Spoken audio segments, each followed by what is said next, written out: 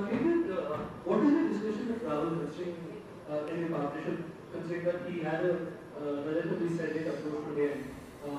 What approach did you have to take because of that? Yeah, I think we just at the time we needed to just build a partnership. But you know, at T20 you don't get much time, so we just needed to be busy, be quite clever with a big boundary. So we just sort of took it to the timeout. I think it was 13 or 14 overs, and from there after that we decided we've got to go. So you know, we try to take 1 or 2 balls per over to be risky at that stage with 8 wickets in hand. So I think that was the plan at that stage. But before that, just to sort of be busy and try and build a partnership and get us back to a winning total. Mike, go in, please. It's all right. You can just ask me. Did your team think that 182 was adequate on this ground and pitch? Yeah, it's obviously 182 is a big total, but it's a good wicket. It's a good ground. It's normally quite a quick outfield, but tonight was extremely big field boundary on the one side. So we knew if we had bowled cleverly, we would have been pretty. It would have been a good score, which it was at the end of the day. It was a really good score, but Binny came in and just made it look really easy there. But it was.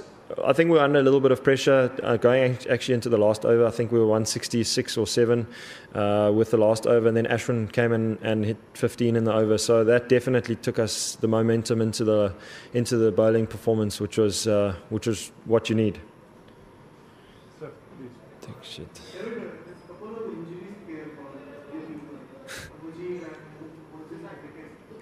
Let's not, because he's not the physio, if there's anything else. Perfect. I wish I was one day. One day I'll physio. That day we'll get the answer. I'm going to the same question. When you see a player getting injured just before the World Cup, does it affect the player mentally or just what plays? Yeah, I think it's always going to be there. Nowadays there's so much cricket throughout the year, so you have to put that aside. That's why we train, stay nice and fit, make sure that you're in a good physical condition. So I mean, it is what it is. Unfortunately, it's part of the game if you're going to get injured. But you never want to see someone get injured. And I don't know how Moses is at the moment, but we'll just have to wait and see. And I really hope he recovers quickly because there's still some important games coming up in the IPL.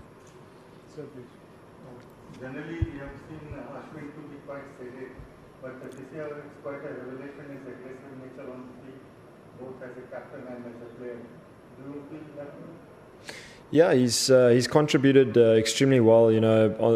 Bat and ball. He's come in and tonked it at the end and really put us into good positions. And then obviously his bowling's been extremely good. His economy rate has been really low, and he's got wickets as well. So, he's been a huge asset in our bowling department. And again tonight he bowled really, really well. And I think it was a great performance. Leading from the front. Let's take one last question. Even the 14 overs, the 4 overs, you guys you didn't consider any boundary. So how did the spinners manage to pull it back? Rajasthan were pretty comfortable at one stage, but you will manage to pull it back. Yeah, I don't have the answer to that. So I don't know how we pulled it back, but the guys bowled extremely well. I mean, I think, like I said, we try to use the big side of the boundary to our advantage.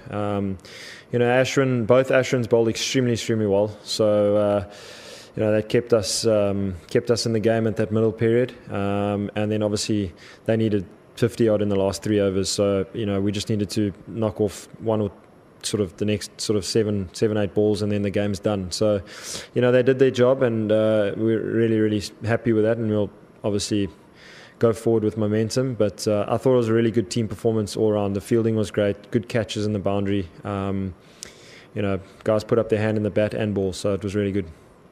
Thank you.